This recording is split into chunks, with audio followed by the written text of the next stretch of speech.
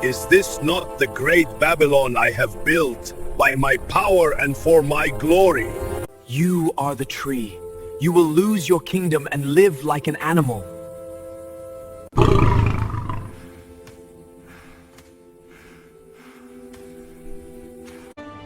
Have you ever met someone who thought they were unstoppable? Someone so confident, maybe too confident. Maybe they had money, success, influence, and they believed nothing could ever shake them. Well, in the Bible, there was a king exactly like that. A man who ruled the most powerful empire of his time, lived in luxury, had armies at his command, and built wonders the world had never seen. His name was Nebuchadnezzar, and his story is one of the most dramatic stories of pride, downfall, and restoration you will ever hear. But what makes his story truly powerful is this. It's not just about a king. It's about us, about what happens when we forget who truly gives us strength, and how God lovingly humbles us so he can lift us up again. Let's dive in.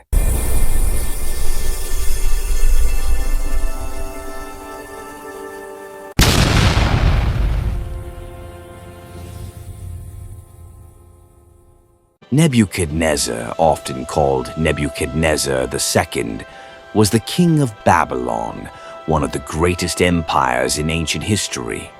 He wasn't just wealthy, he was brilliant, strategic, and ambitious. He built the Hanging Gardens of Babylon, one of the 7 wonders of the ancient world, massive palaces, golden statues, strong walls, and fortresses. Babylon under his rule was unbeatable, and he knew it. But Nebuchadnezzar's story intersects with something even greater, God's plan for his people, especially 4 young men brought from Israel, Daniel, Shadrach, Meshach, and Abednego. Nebuchadnezzar had conquered Jerusalem, taken many young men captive, and brought them into his palace to serve him. Among these captives was Daniel, a young man with wisdom far beyond his age. This sets the stage for the first major moment in Nebuchadnezzar's story, the dream he couldn't understand. One night, Nebuchadnezzar had a dream that terrified him, a massive statue made of gold, silver, bronze, iron, and feet partly of iron and clay. Then a rock, not made by human hands, struck the statue and shattered it. He demanded every wise man explain the dream. No one could, except Daniel. Daniel told him, "You, O king, are the head of gold, but God is the one who gave you your kingdom and power." This was the first time Nebuchadnezzar heard the message he would spend years resisting. Your greatness does not come from you, it comes from God. But Nebuchadnezzar wasn't ready to listen. Nebuchadnezzar continued to rise in power, but with power came pride. He built a giant golden statue and demanded everyone worship it. When Shadrach, Meshach, and Abednego refused, he got furious and threw them into a blazing furnace. But God protected them, and they walked out alive. Nebuchadnezzar saw God's power firsthand, yet still pride lived in his heart. Years later, Nebuchadnezzar had another troubling dream. A giant, beautiful tree that gave shade and food to all living creatures, suddenly chopped down by a heavenly messenger. Only the stump remained. Once again, Daniel was called. Daniel took a deep breath. This was not an easy message to deliver. He told the king, "You are the tree. You will lose your kingdom and live like an animal, until you learn that the Most High is sovereign over all kingdoms." Daniel begged him, "Turn from your pride. Do what is right.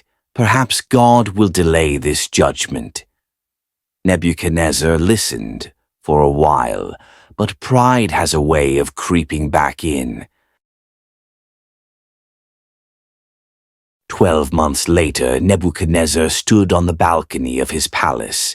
He looked over Babylon, all the beauty, power, and achievement, and said, Is this not the great Babylon I have built by my power and for my glory? Instantly, a voice from heaven declared, Your royal authority has been taken from you. Nebuchadnezzar lost his sanity. He lived outside, ate grass like an animal, and his hair and nails grew wild. The unstoppable king brought to nothing. Not out of cruelty, not out of punishment, but out of mercy. God was teaching him what Daniel had said from the beginning. God gives kingdoms. God removes kingdoms. Everything we have comes from him. For years, Nebuchadnezzar lived in humiliation. But then, something changed. The Bible says, At the end of that time, I, Nebuchadnezzar, raised my eyes toward heaven, and my sanity was restored. The moment he looked up, God lifted him up. His kingdom was restored. His honor returned. His leadership became greater than before, and Nebuchadnezzar finally understood. Now I praise and exalt the King of Heaven, because everything he does is right, and all his ways are just. The proud king became a humbled worshiper, a ruler who finally realized who was truly in control. Nebuchadnezzar's story is more than history, it's a mirror.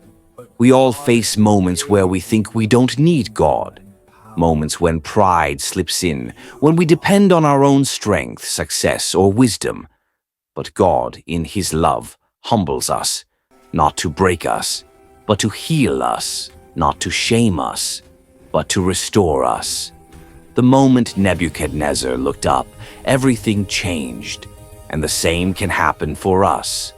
If this story touched your heart, don't keep it to yourself. Click like.